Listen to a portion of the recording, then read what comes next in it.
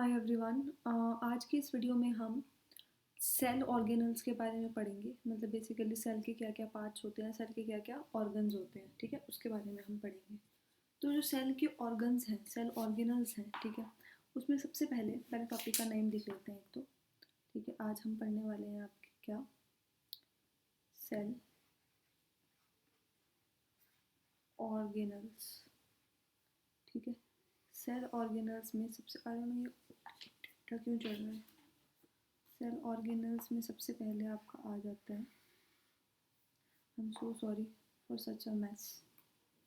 First आपका आ जाता है माइटोकॉन्ड्रिया। ध्यान से सुनना है बस, आपने सब समझ आएगा। फर्स्ट आ जाता है माइटोकॉन्ड्रिया। पहले तो ये डिस्कवर किसने किया, माइटोकॉन्ड्रिया होता है सेल में, डिस्कवर किसने किया, आर अल्टमैन। ठीक है, आर अल्टमैन ने डिस्कवर किया कि हाँ भाई सेल में माइटोकॉन्ड्रिया होता है। पर ये टर्म किसने दी, ये टर्म किसने दी, माइटोकॉन्ड्रिया टर्म किसने दी, तो उनका नाम था कार्ल बेंडा, जिस पर्सन ने ये टर्म दी। ठीक है, डिस्कवर किसने किया, आर ऑल्टमैन ने, और टर्म किसने दी, कार्ल बेंडा ने। ठीक है, अब माइटोकॉन्ड्रिया के बारे में क्या क्या इंपॉर्टेंट है। माइटोकॉन्ड्रिया का बोला जाता है power house of the cell. Power house of the cell बोला जाता है माइटोकॉन्ड्रिया का। माइटोकॉन्ड्रिया में डबल लेयर होती है। डबल लेयर का क्या मतलब है अभी बता देती हूँ। देखो, ये आपका माइटोकॉन्ड्रिया है, इसके अंदर कुछ ऐसे स्ट्रक्चर बने होते हैं। ठीक है, डबल लेयर मतलब ये वाली इसकी आउटर लेयर होती है, आउटर मेम्ब्रेन होती है, और ये वाली इसकी इनर मेम्ब्रेन होती है। मतलब इसमें दो दो मेम्ब्रेन हैं, दो दो लेयर्स हैं। ठीक है, उसके बाद जो ये वाला अंदर को धंसा हुआ पार्ट है, इस पार्ट को बोलते हैं क्रिस्टे। ठीक है, इसके अंदर एक फ्लूइड होता है, कहाँ पे होता है अभी बता देती हूँ, एक सेकंड दो बस मुझे। इसके अंदर एक फ्लूइड होता है इस पोर्शन में। ठीक है, इस फ्लूइड को बोला जाता है, इस फ्लूइड को बोला जाता है मैट्रिक्स। क्लियर हो गया होगा इतना।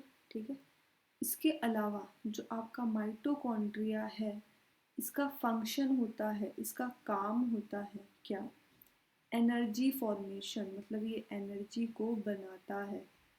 ठीक है, एनर्जी को बनाता है, और किस फॉर्म में बनाता है, मतलब जैसे एनर्जी की एक फॉर्म होगी ना कि हाँ भाई किस फॉर्म में बनाएगा, तो ये फॉर्म में बनाता है एटीपी की।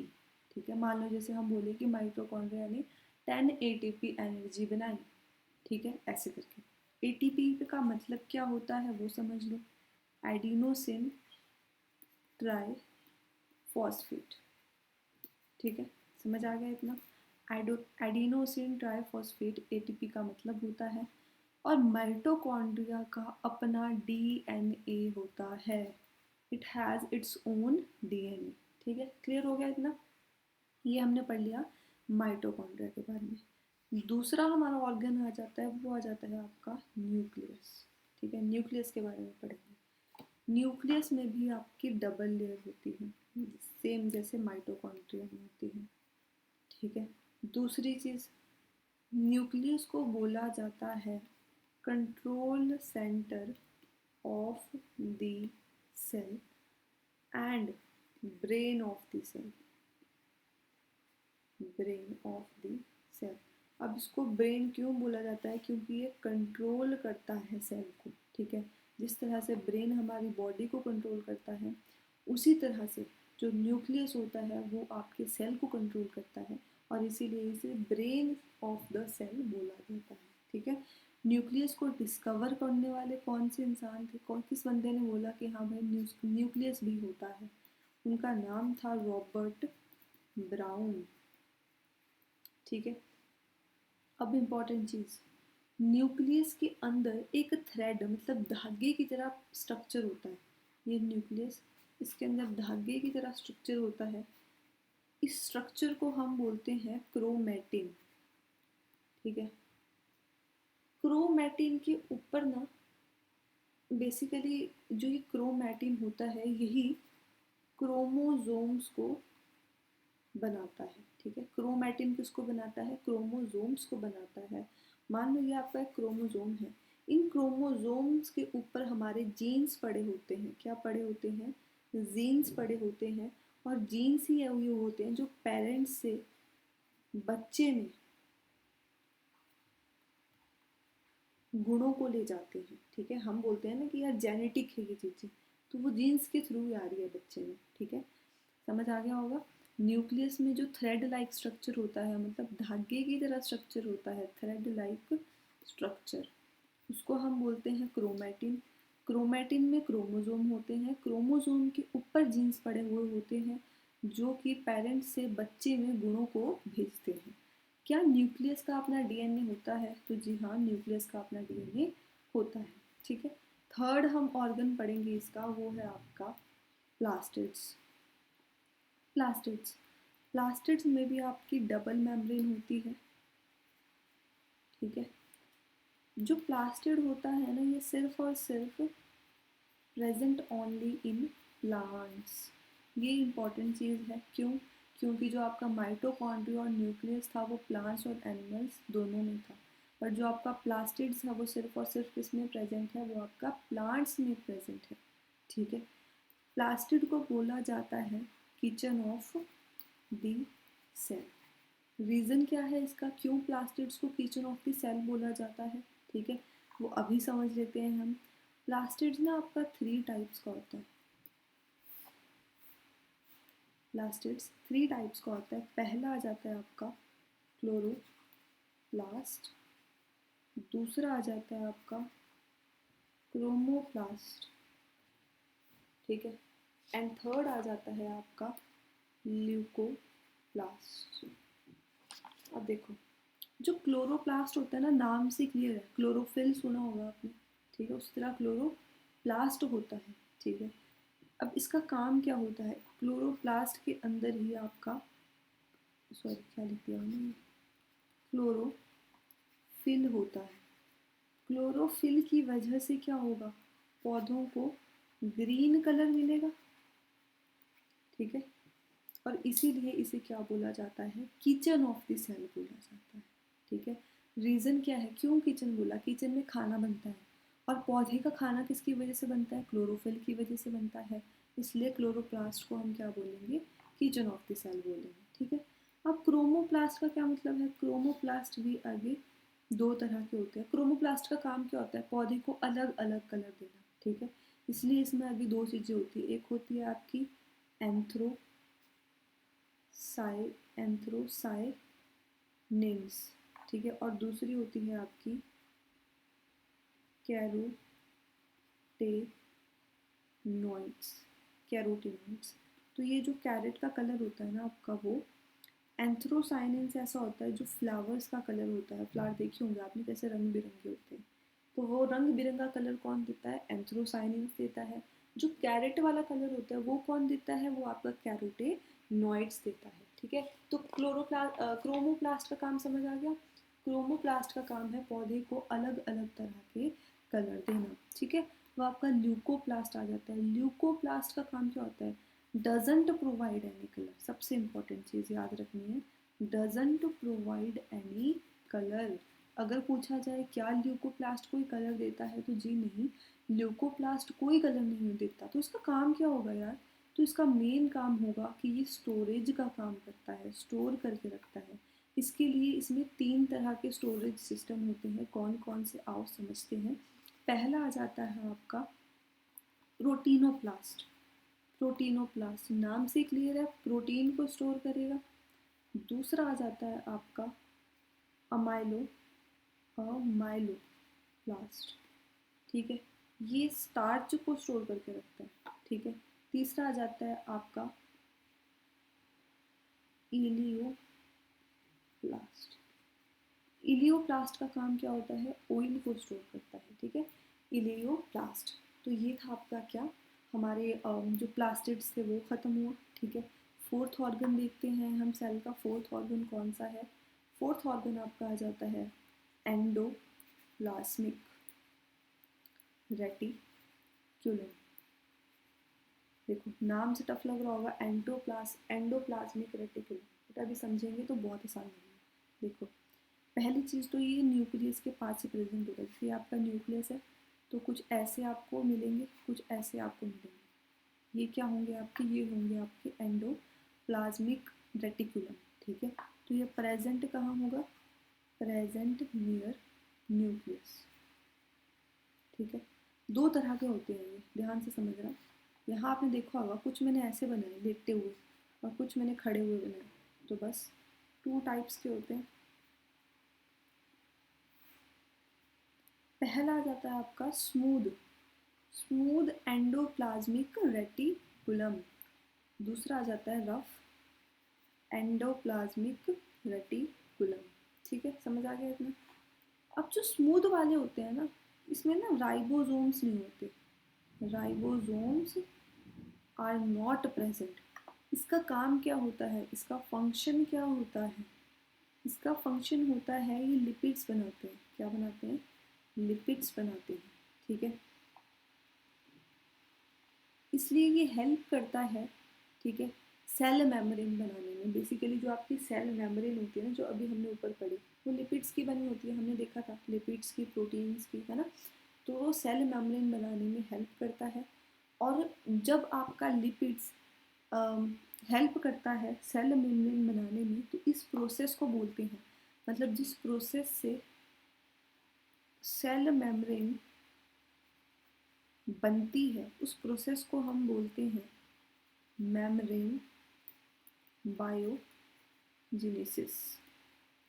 बायो है यहाँ पे, ठीक है। मेम्ब्रेन बायोजेनेसिस क्या होगी, जिस प्रोसेस से आपकी सेल मेम्ब्रेन बनती है। दूसरा आ जाता है हमारा रफ एंडोप्लाज्मिक रेटिकुलम। अब इसमें ना जो आपके राइबोसोम्स होते हैं वो प्रेजेंट होंगे, ठीक है। इसका फंक्शन क्या होगा, इसका काम क्या होगा, प्रोटीन को बनाना, प्रोटीन को बनाना, ठीक है। और जो प्रोटीन होते हैं ना हमारी बॉडी की बिल्डिंग ब्लॉक होते हैं, मतलब हमारी बॉडी के लिए बहुत बहुत ज़्यादा इंपॉर्टेंट होते हैं, ठीक है। अब राइबोसोम क्या होते हैं वो हम अब पढ़ेंगे हालांकि अभी डिटेल में, बट अभी थोड़ा सा समझो। ये मेरा न्यूक्लियस है, यहाँ पे कुछ ऐसे स्ट्रक्चर होंगे, इनको हम बोलेंगे स्मूथ एंडोप्लाज्मिक रेटिकुलम। यहाँ पे कुछ ऐसे स्ट्रक्चर होंगे, इनको हम बोलेंगे रफ एंडोप्लाज्मिक रेटिकुलम। इनको हम क्या बोलेंगे, रफ एंडोप्लाज्मिक रेटिकुलम। इसमें यहाँ पे राइबोसोम्स होंगे, क्या होंगे, राइबोसोम्स होंगे, ठीक है। क्लियर हो गया इतना। चलो नेक्स्ट एक और चीज़ समझते हैं, जो हमारा फिफ्थ आ जाएगा, डैट इज गोल्जी एपरेटस, ठीक है। बस ध्यान से सुनते जाओ, सब समझ आएगा। गोल्जी एपरेटस, इसमें एक इम्पॉर्टेंट चीज़ होती है, डैट इज सिस्टर्ने। सिस्टर्ने इसमें प्रेजेंट होती है, इसके अंदर सिस्टर्ने होती है, ठीक है। इसका काम क्या है, इसका काम है ये प्रोटीन्स को ब्रेक करता है, ठीक है। प्रोटीन्स की प्रोसेसिंग करता है, मतलब उसको तोड़ता है छोटे पार्ट्स में, ठीक है। जो लिपिड्स होते हैं वो कहाँ पे बनते हैं, स्मूथ एंडोप्लाज्मिक रेटिकुलम में बनते हैं, अभी अभी देखा हमने, ठीक है। ये स्मूथ सॉरी लिपिड्स को लेके जाता है सेल के पास को, जो सेल मेम्ब्रेन होती है ना उसके पास को, ठीक है। और ये क्या करता है, तीसरा काम, ये क्रिएट करता है किसको, लाइजोसोम्स को, ठीक है। लाइजोसोम्स को क्रिएट करने में हेल्प करता है। लाइजोसोम क्या है ये हम पढ़ेंगे अभी, ठीक है। सिस्टर ने मैंने आपको बता भी दिया था जब मैंने माइटोकॉन्ड्रिया का स्ट्रक्चर बनाया था, तो इसमें भी कुछ ऐसे ही होते हैं, सिस्टर में ये वाली चीज़ होती है जो, ठीक है, गोल्जी एपरेटस में वो प्रेजेंट होते हैं, ठीक। चलो सिक्स्थ देखें आपका, अब हम एक बार देख लेते हैं राइबोसोम्स क्या होते हैं। तो जो आपके राइबोसोम्स होते हैं ना, ये प्रोटीन फैक्ट्री होते हैं। प्रोटीन फैक्ट्री का मतलब क्या हुआ कि जहाँ पे प्रोटीन बनते हैं वो आपके राइबोसोम्स हो गए, ठीक है। प्रेजेंट कहाँ पे होते हैं ये, सॉरी, प्रेजेंट कहाँ पे होते हैं ये प्रेजेंट होते हैं फ्रीली, मतलब ऐसे घूमते रहते हैं, तैरते रहते हैं साइटोप्लाज्म में, ठीक है। और कहाँ पे, आपके रफ एंडोप्लाज्मिक रेटिकुलम में। साइटोप्लाज्म क्या होता है अभी पीछे पढ़ा चुकी हूँ, ठीक है, कंफ्यूज नहीं होना। ये न्यूक्लियस था, सेल मेम्ब्रेन थी, सेल वॉल थी, इसके बीच का जो लिक्विड था वो आपका साइटोप्लाज्म था। ठीक है, क्लियर। नेक्स्ट अब हम पढ़ेंगे लाइजोसोम्स क्या होते हैं। अभी अभी हमने एक चीज़ पढ़ी यहाँ पे, लाइजोसोम्स। अब हम पढ़ेंगे ये लाइजोसोम्स होते क्या हैं। ठीक है, चलो 7th देख लो अपना, लाइजोसोम्स।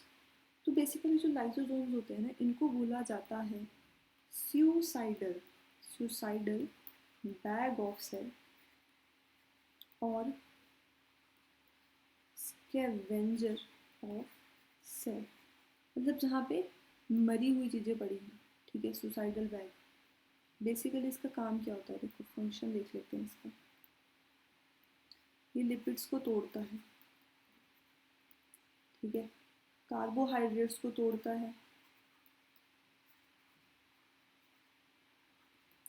आपके प्रोटीन को तोड़ता है छोटे छोटे टुकड़ों में, ताकि उसको सेल इस्तेमाल कर सके। ठीक है, अब इसको सुसाइडल बैग क्यों बोला जाता है? जो भी माइक्रो ऑर्गेनिज्म होते हैं ना, माइक्रो ऑर्गेनिज्म मतलब छोटे छोटे ऑर्गेनिजम्स होंगे आपके, जो हमारी बॉडी के लिए हार्मफुल होते हैं, नुकसानदायक होते हैं, उसको ये डिस्ट्रॉय कर देता है, उसको ख़त्म कर देता है। ठीक है, और दूसरी चीज़, इसलिए इसको बोला जाता है सुसाइडल बैग ऑफ सेल। दूसरी चीज़, ये वेस्ट को रिमूव करता है हमारी बॉडी से, इसलिए इसको बोला जाता है स्कैवेंजर ऑफ सेल। ठीक है, समझ आ गया होगा लाइसोसोम्स। अब नेक्स्ट चीज़ समझो, जो लास्ट हमारा ऑर्गेनल्स बच गया है, उस चीज़ को समझते हैं। यार ये हो गया होगा। ठीक है, शिट, चलो हो गया होगा। 8 देखते हैं, हमारा लास्ट बच जाता है वैक्यूल। वैक्यूल, पहली चीज़ तो ये डिस्कवर किसने किया वो इम्पोर्टेंट है। तो discovered by Leeuwenhoek. Leeuwenhoek ने एक और चीज़ डिस्कवर की थी, सोचो और बताओ। ठीक है, वैक्यूल्स का काम क्या होता है? न्यूट्रिएंट्स को और वाटर को ये स्टोर करता है। ठीक है, न्यूट्रिएंट्स और वाटर को स्टोर करता है। ठीक है, जो वेस्ट होता है ना, वेस्ट उसको भी स्टोर करता है, और सेल को बचाता है सड़ने से, कंटेमिनेशन से। ठीक है, prevents the cell from contamination, cell को सड़ने से बचाता है। ठीक है, जो आपका प्लांट सेल होता है ना, मान लो ये आपका प्लांट सेल है, तो उसमें जो वैक्यूल होगा वो एक बड़ा सा वैक्यूल होगा, जिसकी वजह से जो आपका न्यूक्लियस होगा वो सेंटर से खिसक के साइड में आ जाएगा। ठीक है, एक ही होता है प्लांट सेल में और बड़ा सा होता है, उसकी वजह से न्यूक्लियस खिसक के साइड में आ जाता है। ये आपका प्लांट सेल है। और अगर बात करूँ मैं एनिमल सेल की, तो उसमें ना बहुत सारे न्यूक्लियस सॉरी बहुत सारे वैक्यूल होते हैं और न्यूक्लियस बीच में होता है। ठीक है, ये क्या है आपके वैक्यूल हैं और न्यूक्लियस बीच में होता है, ये आपका आ गया एनिमल सेल। ठीक है, अभी हमने एक एंथ्रोसाइनिन पढ़ा था कि जो कलर देता है, ये एंथ्रोसाइनिन आपका वैक्यूल में ही प्रेजेंट होता है। ठीक है, तो ये था हमारा सेल ऑर्गेनल्स के बारे में। बाकी नेक्स्ट वीडियो में हम टिश्यू शुरू करेंगे। Thank you.